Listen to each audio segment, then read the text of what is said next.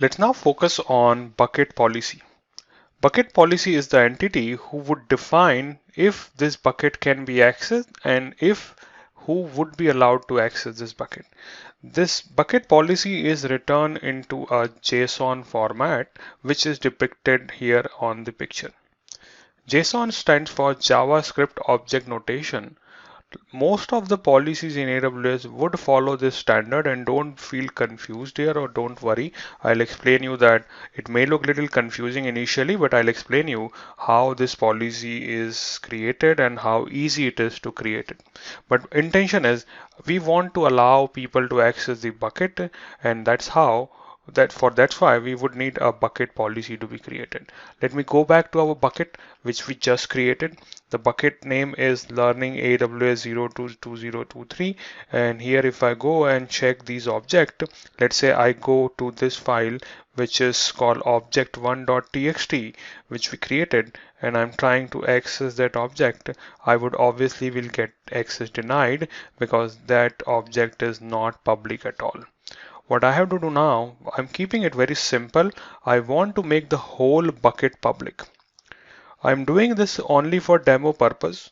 Real life, you will not be utilizing this feature. You would probably use something called CloudFront to host a public bucket, but will not directly expose a bucket.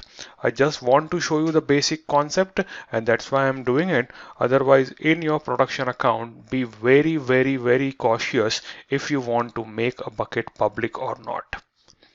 Okay, so I can clearly see that access denied. Let me refresh again. It is access denied. Let's now go ahead and allow access to the whole bucket. If I want, I could give access to the object itself, but let's keep it simple. We want to give access to the bucket. Now, before we go there, let me give you an idea that sometime you will see that is called bucket ACL, and there is something called bucket policy. Bucket policy is a new and recommended way. Amazon S3 exists from long time. So in initial days, it was just the bucket ACL and object ACL. ACL stands for access control list. They are still existing to maintain backward compatibility, but recommendation is to use bucket policy. And we will be focusing on creating a bucket policy. As the name says, it would govern the access of the whole bucket. Yes, you can put lot of restriction and lot of settings inside. We will keep it very basic. Our intention is to make this bucket public. We are going to make this bucket a public bucket. Public bucket doesn't mean anyone can upload data. Maybe I want to make it a public bucket, but only for a read operation, nothing else. That is my intention, and let's see how we implement it into AWS console. So I'll go to my bucket, and in the permission tab, I would be able to see block public access setting. I would be able to see bucket policy. This is where I am interested in right now.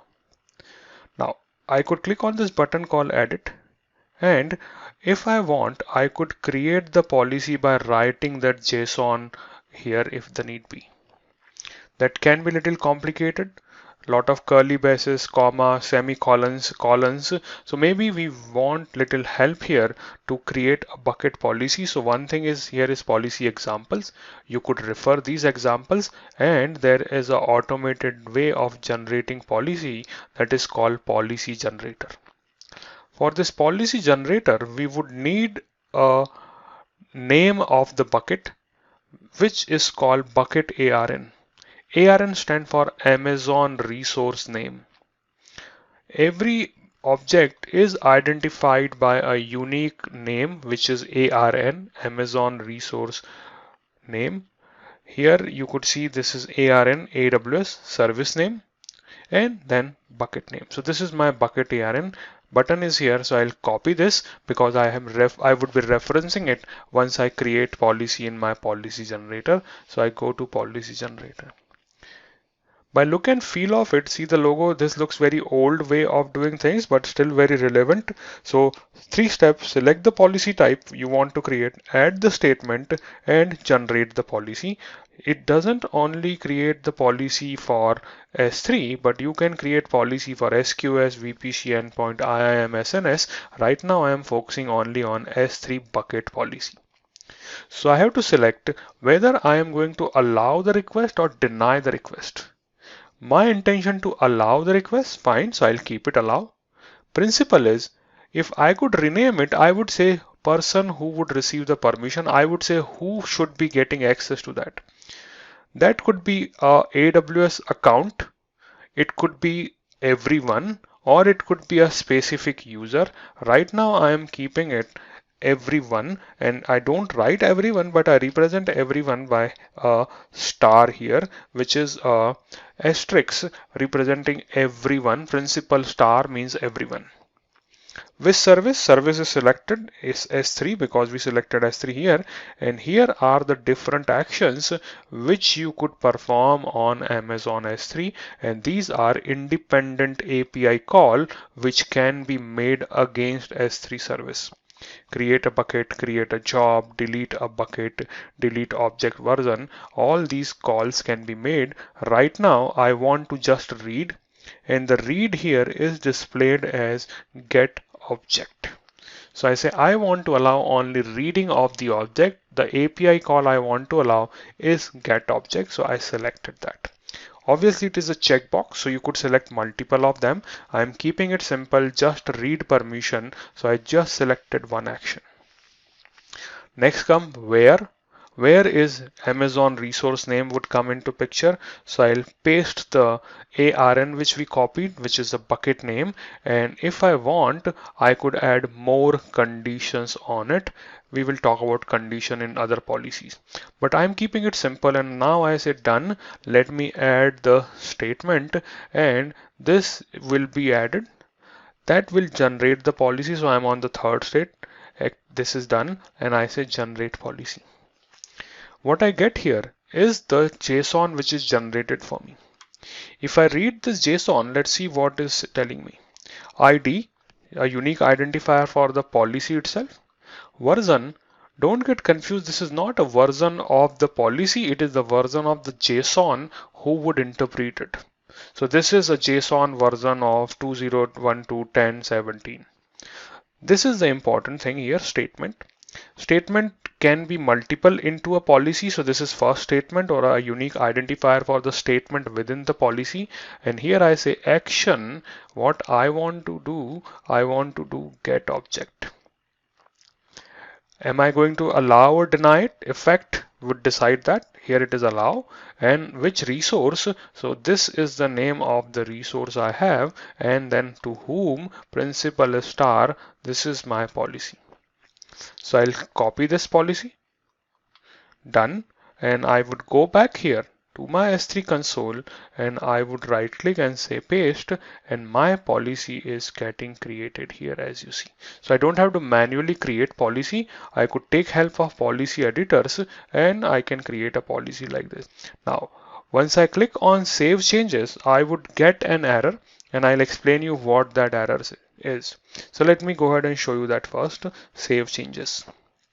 As soon as I save change, it says unknown error.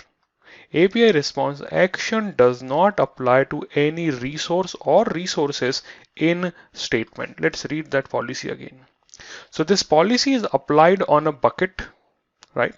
And we are allowing an action which is called get object. So we are not defining which object, we are just defining the bucket. But what it needs the name of the object. So here I could have said I want to allow this action only on object 1.txt. So only that object would be applied with this action and this particular effect. Or I could say I want to make every image available. So I could say there is a folder called images and I have my JPG files inside and I want to make all of them public. So that is one option. Or you could say, hey, I want to make the whole bucket public, means all the object. So I would just represent it with a wildcard here, which is /star. So once this is ready, hopefully I should not be getting an error, and now I say save changes. Done. I got one more error. right? Error is a good way to learn things, and let me explain what this error is. This says your bucket policy change cannot be saved. Okay, let's see what happened. You either do not have permission to edit the bucket policy, or bucket policy grant a level of public access that conflict with your block public access settings. This is the key thing here. If you look on the left side, you would find here a setting which says block public access setting for this account. This is a very nice feature. Let me say why this feature may be required. Let's consider that you have a account. This is my AWS account. And within that account, I have multiple buckets. I won't use the bucket symbol, but let's represent a square with a bucket. So these are my buckets. In those buckets, obviously, there would be objects. So there are objects here, and maybe there is a folder structure.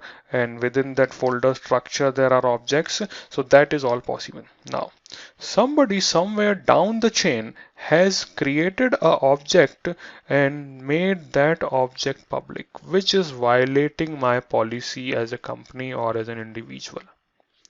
I don't want that. And there may be hundreds of buckets, thousands of objects, and that would become nightmare to go and select what could have went wrong.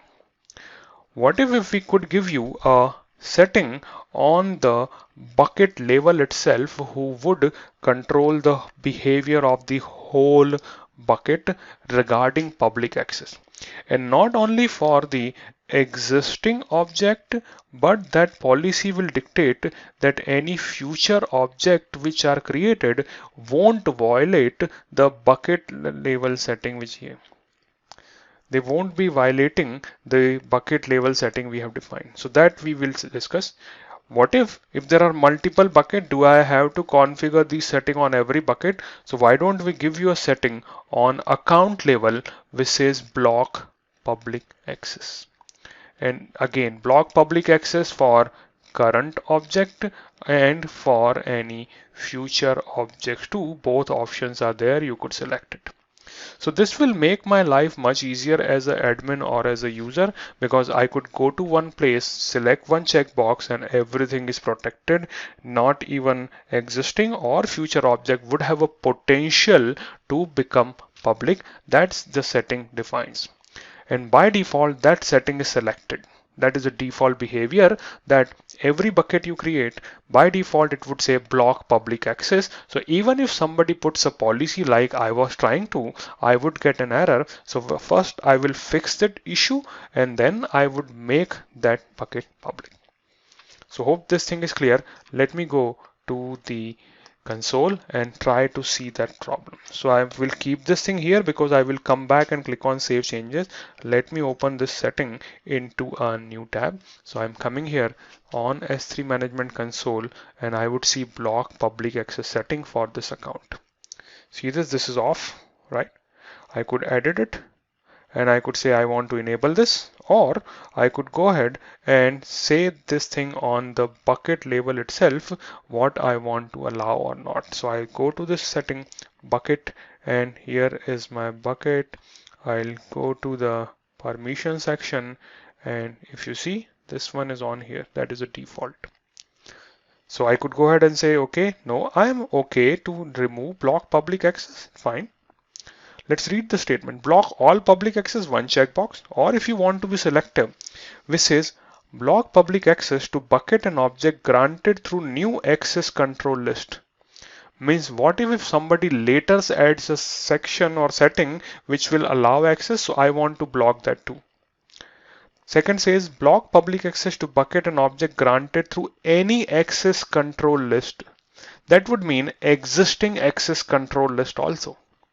So either existing access control list or new access control list to block the access, or if somebody goes and says I would allow the access through bucket block policy, sorry, public access through bucket and object public access point policies or other access point or new public access point policies, I could block them too. So this setting is basically like a top level checkbox which would ensure not existing nor neither existing nor the newer object would have a potential to become public. What if the wording could be potential become public? That would be much easier, but we have to live with what is available here. So this is called block all public access. I have unchecked it. Default setting was checked. Let me again show it in case you forgot about it. So I'll come back here. I will check, and by default its setting says on, which is blocking all public access, and that is where I was getting the error. I would remove that. Once I'm happy, I would say save changes. It would ask me for confirmation. We don't want it to be just by manually clicking something and not knowing what we are doing. So we are confirming here that I am okay with that. We would still highlight this thing to you that this object can be public. It's not saying object are public. It says object now have potential to become public. And once I have made that change, I can come back to my policy where I was getting error, and let me invoke the save changes again, and let's see what happens now. I say click save changes, and this time everything is successful. I got a green signal here which says successfully edited bucket policy, but on the same time we also give you a red signal, hey, you have made your bucket publicly accessible. So just highlighting it so that you would know as soon as you log into console, even if you have hundreds of bucket, this symbol will tell you that this bucket is public. And if this worked fine, my file which I was not able to access object1.txt, let me refresh it, and I have now object visible to me. This is my object which we have just created. So what we did here, we made that bucket public, which mean every object within the bucket got public access. If I wanted, I could have restricted it to specific object based on prefixes, suffixes. It is up to me. Or I could put more restriction. We will discuss them into the next section. Now, while we are here, we can also leverage one feature of Amazon S3, which is called hosting a static website. So website is where we would be keeping some of the HTML files, CSS files, and through which my users would be able to access my application or the content. We refer that as a static website. Let me show that setting and I'll explain what happens when we enable that feature. So we have this bucket learning AWS, and then once I go inside, there is an option which says properties, and in the properties I would go down and there would be a setting which says static web hosting. What is a static website? Let's quickly talk about that.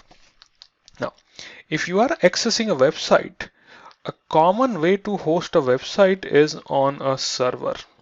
So you would take a server that will have its operating system. There would be some web server software installed, and then you will host your website on top of it. And obviously this one has here hardware available, so it would do processing. So it has CPU and RAM available for performing processing, and your website may contain a PHP code or it may have some Java application to run. And once my users from here access it over a browser, that website would be displayed to them. This is a traditional way of doing the things. But if you remember, our S3 objects are also getting a HTTP endpoint. So why don't I use that HTTP endpoint and host my website here? This website which I'm talking about, which has PHP and Java, these are referred as dynamic website, because they would be doing some processing behind the scene. They would use the memory and CPU of the server and perform some operation, maybe make a call to database, maybe do some calculation, maybe display something. And then after the processing is done here, the result are displayed back to my user. That we mean by a dynamic website, whose content will be dynamically created. On the other hand, static websites are the way where content is not changing. In this case, what we will do, we will host a static website into an S3 bucket. A website may contain HTML file, CSS file, maybe PHP file, Java file. In this S3 bucket, I would be keeping standard HTML files, maybe your image files, maybe some font, maybe some CSS file which will display the cascaded sheet in style sheets onto my website. But S3 doesn't have any CPU power.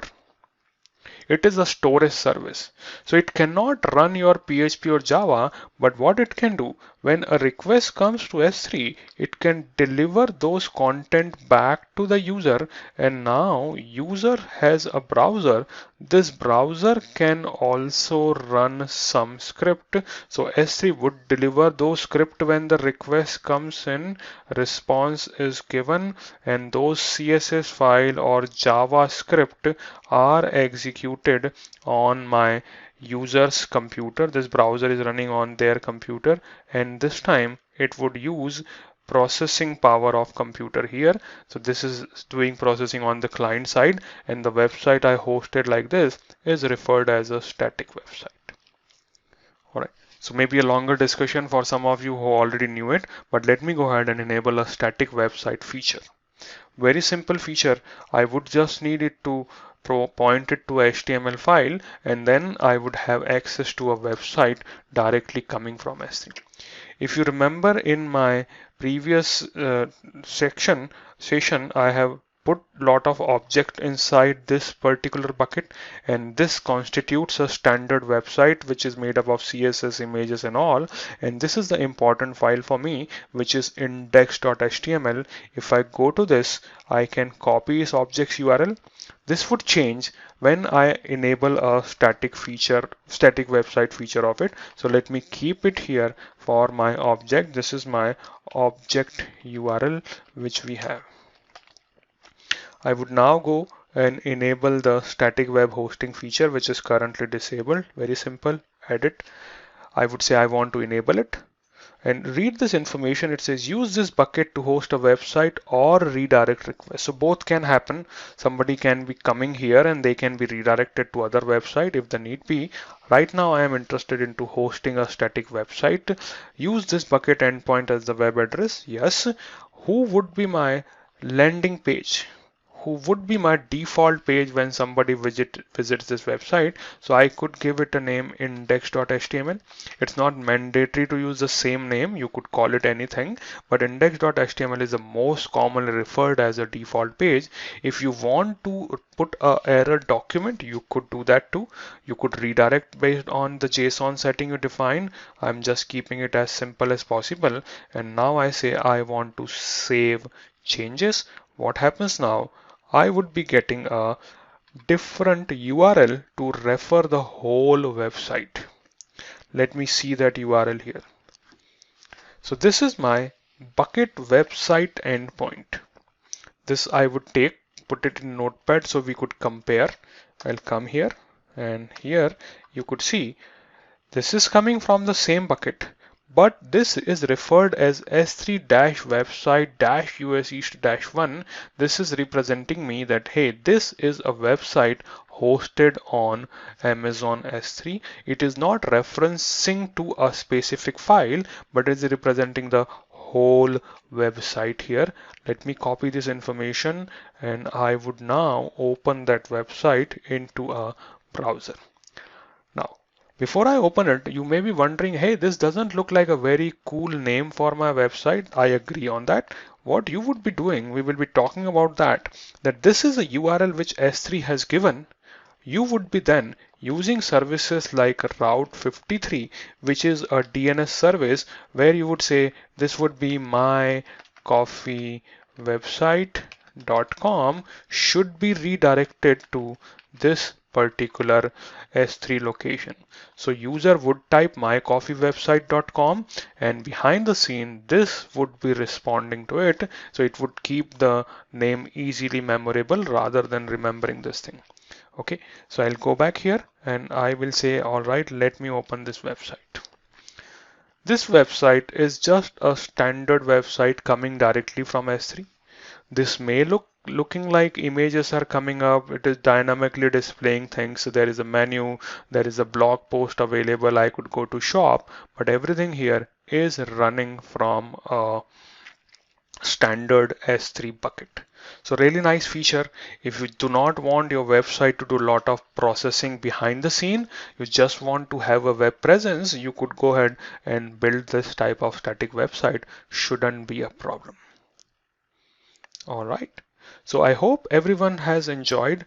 Now, to get this to work, you would need to have the website setting configured, right? So I'll go back to that setting to show you again. You would need the website setting configured in the properties tab, which is here, static web hosting, and you would also need public access setting. Unless the bucket is public, that setting won't take any effect. So if you do not have this bucket marked as a public, it won't work for you. So I need to have both the settings in alignment for my coffee website to work.